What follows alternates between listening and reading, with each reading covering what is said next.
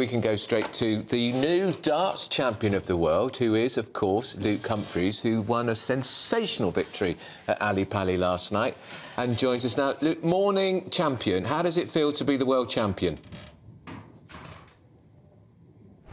Incredible.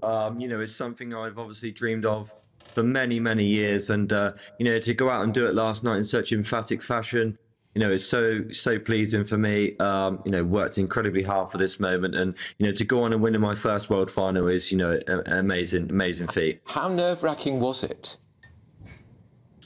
The way I played, I didn't show much nerves, and I didn't feel many nerves. Only, you know, the double to win the title. Obviously, if you know, my hand was shaking a little bit, the heart was pounding. I expected that was going to be the case when you know, got a shot at a double to win a world title. But you know, it did come out of my hand lovely the second dart, and you know, I managed to hold the nerves in pretty well. Luke, it sounded a bit when you walked out as though the crowd were booing you, as though you'd been cast as the pantomime villain because of all of this attention on Luke Littler being 16 years old. Did it feel like that in the stadium? No, I thought the crowd were fantastic. Of course, you know, the fairy tale was for Luke Littler to win, and you know, I think that they all would have loved to have seen him win because it was a fairy tale story. But you know, I thought the crowd were fantastic. They allowed the game to flow, allowed us both to be at the best of our ability, and you know, we put on one of the great world finals there's been, and it was you know, a privilege to be a part of it. And you've put what world darts is now really on the international map, isn't it? Because everybody's talking about it, everybody's talking about you, and for what it's worth, we both wanted you to win. Oh, thank you. Yeah, I mean, the sport is growing to emphatic levels, you know, especially with what Luke Littler's done this year, this sort of tournament. But yeah, you know, we've got a young world champion, you know, a young prospect in Luke. I think it was the youngest combined age in a world final ever. The sport's growing to massive heights, and you know, I feel like, you know, I've got to be the flag bearer for the sport now and carry my way throughout the PDC and, you know, work hard and try and achieve more. And you are doing that, but yet again, we're talking about Luke Littler. I want to talk about you, Luke Humphries, because you've had your own remarkable journey, haven't you, to get here? You said last night in your post-match speech how actually you struggled with depression and anxiety so badly at one point that it was affecting your darts. Yeah, it did affect my darts, and you know, I did go through some adversity many, you know, 3 or 4 years ago, and you know, there were times where, you know, I didn't feel like this was going to be a possibility. I felt like being a professional dart player, it wasn't going to work out for me. But I battled through them problems. You know, there's lots of people out there that struggle, and I think they'll look at this sort of story and be, you know, inspired by it because, you know, obviously I believe that. How did you get through it, Luke? Was there somebody in particular that helped you through it? Perhaps family or your girlfriend? No, myself. I did it all myself. I learned to realise the triggers of what was, you know, affecting me, and I battled through them. And you know, obviously with the help of my family and friends and stuff like that. And you know, they all helped me through it. They really did. And yeah, I pay homage to them for helping me through the, you know, the hard times. You got mentally fit and you got really physically fit because you lost a ton of weight, didn't you? How did you do that? It's January. A lot of people are watching this and thinking they've got a few pounds to lose after Christmas. How did you manage it? I just did it, you know, the most natural way is you know, to eat a healthy, balanced lifestyle, and you know, work out a little bit. You know, you don't have to exercise incredible amounts. You know, I was doing like half an hour on an exercise bike every day, and you know, just eating clean. You know, eating, you know, the right foods, and you know, if you put your mind to it and believe you're going to do it, then you can. And yeah, it was definitely something in the back of my mind that I've always wanted to do, and you know, it was the catalyst to my success. It really was. Wow. When this championship started, did you think for a second, Luke, that you would end up as the champion of the world at 28? There was a little part of me inside that said this is possibility, because obviously I was the pre-tournament favourite. You know, everyone sort of expected this outcome in a way. So yeah, there was a little part of me that believed this could be true, but then there's a little party that thinks, you know, it's a dream, it can never happen to you, but it can, and it did. So yeah. It still to me feels a little unfair that on the morning after your amazing victory, the front pages have still got Luke Littler. They've got the guy who lost on the front pages this morning. Did that sting a little? I've not looked at the front pages. To me, there's nothing else that matters in the media. I've got what I wanted right here, the world champion, the world trophy. So regardless of what on the front pages, I'm I'm not in this game for the fame or to be on the front pages of newspapers. I'm, in it to be multiple world champion, and I got my first there, so nothing else matters to me. Good for you. And what next for you, Luke? The world is your oyster. You're the champion of the world. There'll be agents clamouring for your services. You're a good-looking bloke. You're very talented. You're world champion at 28. What next? I'm not really sure. Obviously, it's important for me now to work hard and try and achieve more. I'd love to go on and create a massive legacy for myself to be, one of the greatest dart players that's ever been. Obviously, I've achieved everything that is possible. World #1, world champion, major champion. There's a lot of things that's still left to achieve, but I've achieved the most gracious things I can in this sport.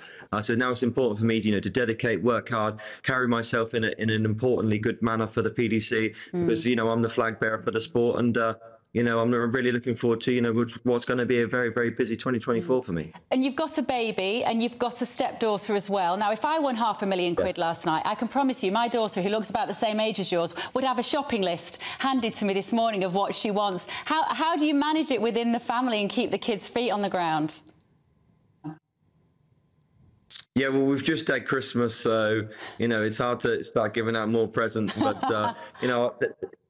my stepdaughter is amazing, though. She doesn't expect anything, but obviously I'll treat her to more things because, she long as she works hard at school, she'll get the rewards. And, I'm really, really strict on, making sure she does work hard at school. And, she'll obviously get a present, but it's important not to, over spoil her because, I think she's overwhelmed by the whole scenario. This is new to her, just as it is new to me. But, yeah, we're all going to enjoy it as a family, and we're really all proud as a whole group. Luke, are you planning a celebration? Yeah, well, kind of. Yeah, I mean, next week I'm going to go back to my hometown in Newbury and, go to the Crucible Club, which is my local club near me, and have all my friends and family there that have, supported me over the years and give back to them. Because it's important to remember your roots, the people that were there for you at the start. So I'm going to make sure that I get to see all them and celebrate with them. Because, it's important to share them incredible moments of the people that always believed you were going to be world champion and world #1. And there's many people that did say it. I bet a big crowd's going to turn out to see you when you go back to Newbury, Luke. Yeah, there's going to be quite a few people that are going to want to see me. And it's going to be quite a busy night for me. But, I've got a lot of commitments to do and a lot of commitments to fulfill. But that's definitely a commitment that I want to fulfill is, seeing all my friends and family in one room, we'll celebrate all together. I think as well, I found so moving last night, and you'll be pleased to know, Luke, for the first time I watched a whole darts match from start to finish, and I paid my $11.99 to Sky to be able to get that darts pass. It's seeing the culmination of years of commitment to a sport from young people, and you are still young at 28. I know Luke is spectacularly young at 16, but do you hope that you inspire that next generation to get them off their screens and get them at the hockey and throwing those darts over and over again? How do you keep that momentum going? Yeah, I mean, one of the things I've learned, especially, with my stepdaughter, kids love to be glued to their iPads and their phones.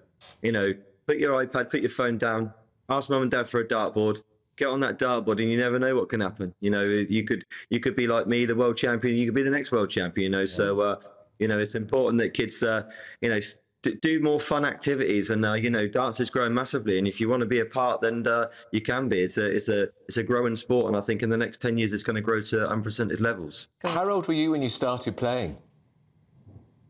I think I was about 11 or 12 when I first started throwing properly, but I won a singles title my first ever year at 13 in the men's division.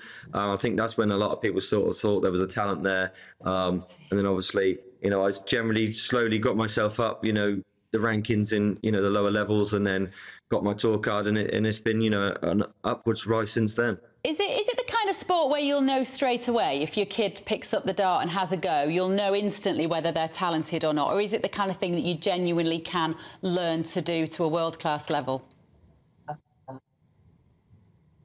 Yeah, I mean, there is some sort of ability or some sort of natural talent involved in being a good dart player. But there's nothing to say with hard work and dedication that you can't, be great without having that ability. There's many players that, have had to work harder than others to get where they are. But, even if you're not going to be, a professional dart player, it's a great sport just to play as a hobby. You know, it's fun. I think, like you said, you managed to watch the whole game last night and got yourself glued on it, and you're loving watching now. So, you know, it's a great hobby to be involved in if it's not going to be a professional level as well. Is training literally just stood at the board, throwing darts over and over again? Because you think about tennis players do different things, swimmers will do some land work and some water work. Are you just stood there all day? How many hours a day are you doing that for? Yeah, I mean, there's a lot more harder work than just throwing darts. You know, there's practice routines that you do to, you know, if you're just throwing at a dartboard, you have to do practice routines and stuff. It's not as easy as that. But you know, I used to practice a lot longer than I do now. You know, I play a lot, so you know, the days that I'm not playing, I like to, you know, spend with my family and not practicing. But if I am practicing, then it's usually about 2 hours a day. But there is other players that practice 6 hours a day. It just all depends on, you know, how much time you have and how much you want to dedicate yourself to the sport. And I tell you what I realised last night watching it, how bad I am at mental arithmetic. Because are you adding up, Luke? I asked Twitter this last night, like, do you have to be good at mental arithmetic? And actually, people on Twitter said not necessarily. I think it's sort of a memory thing. I think you know the ways to go. And that's another good thing for young kids if they want to, you know, get into this sport, is that it really does help with your maths. Yeah. You know, going back to my stepdaughter, she is incredible at maths, and she loves to stand there at the board and count my scores up and stuff. And you know, it is good for kids with maths and stuff. So you know, obviously it is incredibly important that you know all these routes, you know what you're going for before you throw in.